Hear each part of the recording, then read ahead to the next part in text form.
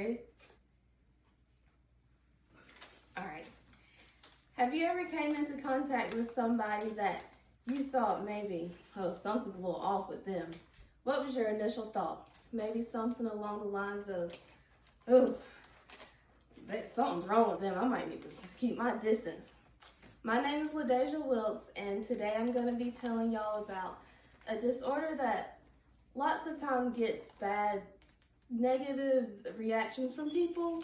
A disorder that people tend to feel bad for the person impacted because they have to live with this burden for the rest of their life. Autism spectrum disorder.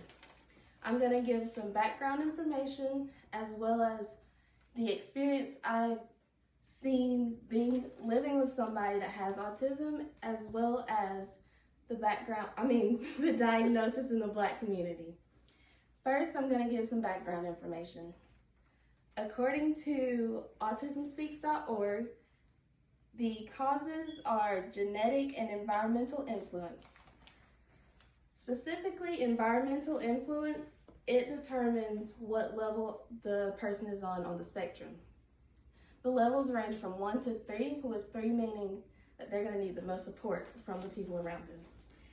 The website also mentions that 2 of the core symptoms of autism are social communication and interaction skills, as well as restricted and repetitive behavior.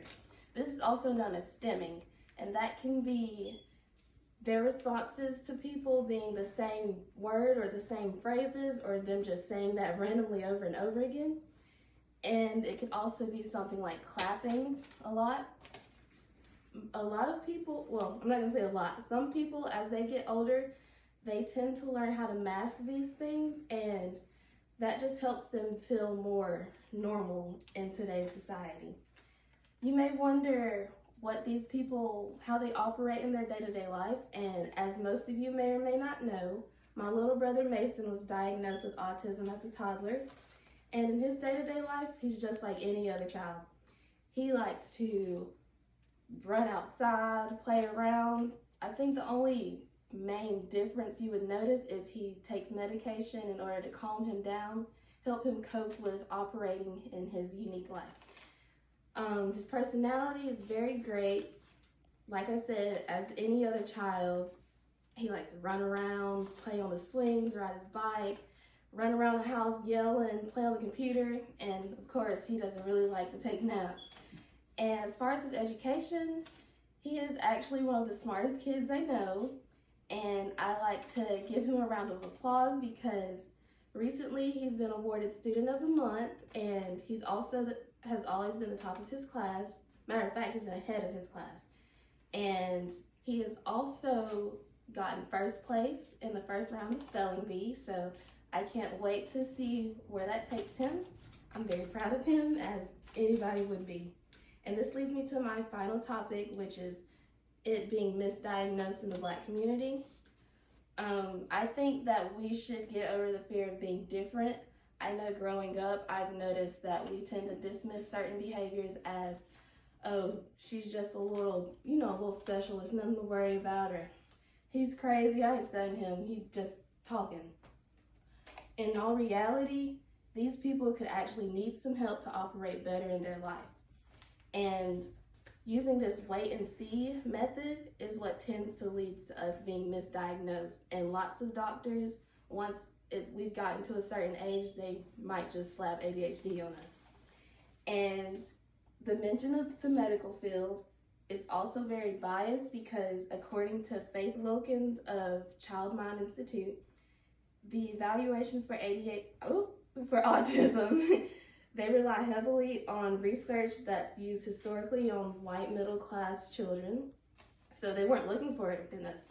They weren't looking for it in us then. It's hard to find it in us now. So yeah, they weren't looking, it's hard to get it. So I've given a good bit of information about autism and how it affects the people that have it. And I hope after hearing this speech today, you have gotten a better understanding of how someone on the spectrum operates in their day-to-day life, as well as knowing that they are no different from each and every one of us. Thank you.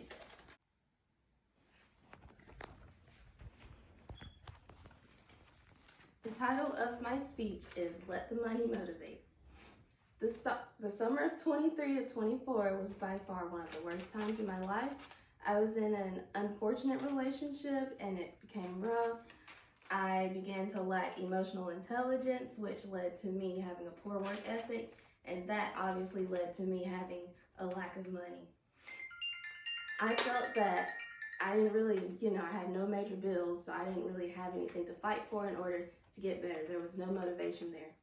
But I can guarantee you right now that if I had more money back then, I would have been much happier than I was.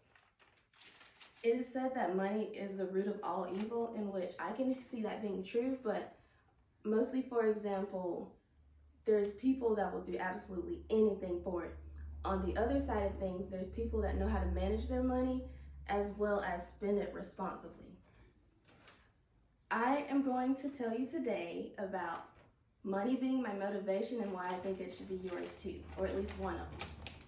The iconic phrase is money doesn't buy happiness, but in reality, you can't live without any money. It's needed to buy all of your basic necessities such as personal hygiene products, a roof over your head, stomach, money, food in your stomach, and so forth. Sarah G of UNL says it plain and simple. Money is important to happiness. Just ask anybody that doesn't have it. Some less fortunate people could argue with you that they are in fact happy and content with their life. This is only because one, the stress is too much to change their situation. Two, they're content.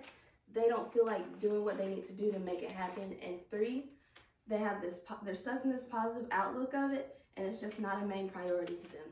I can guarantee you that if all of those people with that mindset were given a second chance and had all of their basic necessities and the money to keep it up, they would do whatever they could to keep that going for themselves.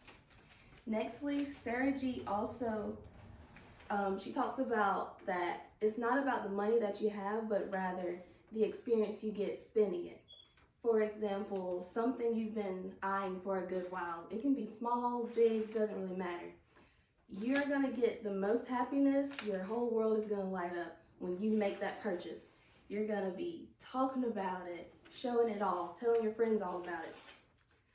Even after it gets dull to you, it's no longer brand new, you're still gonna think back on the times that you scraped up what you could to get it, or when you were making the purchase and how happy it made you, as well as the experience you've gotten having it then and up to now, even if it was a service.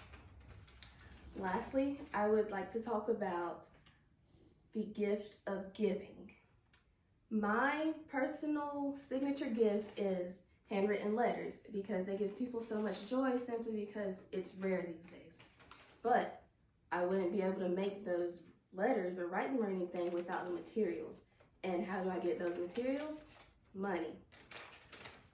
GivingWhatWeCan.org states that there's evidence that pro-social spending makes the spender more happy than they would be if they were to spend their extra money on themselves. So if you have any extra money, think about, getting somebody a gift. It doesn't have to be big, anything life-changing, but it can make their day. Especially if you have copious amounts of it, give back to your community. It'll make you feel so much better knowing that you're helping out or just making somebody's day. So that is why money motivates me. Today I am working a job. I make nearly $24 an hour, and this is the happiest I've been in a good while. So all you have to do is just go out and get it. It might be hard, it might be super hard, and it might be easy. Everybody's journey is much different, but what I can guarantee you is that once you go do what you need to do, you won't regret it at all. Thank you.